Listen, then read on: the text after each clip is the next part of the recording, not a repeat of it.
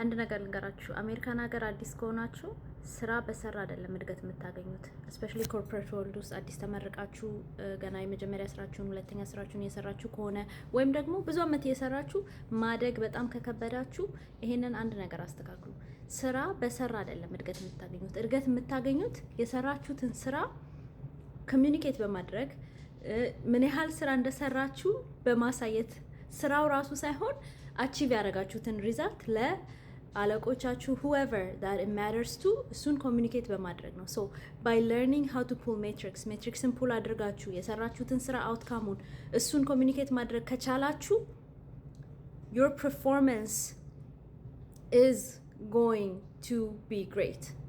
You only need to understand how to perform the job. So ምን እንደሆነ ስራችሁን በደንብ ወቁትና እዛ ስራ ላይ ምን ሶልቭ ለማድረግ እየሰራችሁ እንደሆነ ወቁና ሶልቭ የምታደርጉት ነገር በደንብ ኮሚኒኬት ማድረግ ተማሩ። once you do that your life is going to change. አሁን የምሰራበት ቦታ ላይ I got 3 promotions already. That's the reason why I've only been here for 2 years. Imagine that, you guys. That's crazy, right?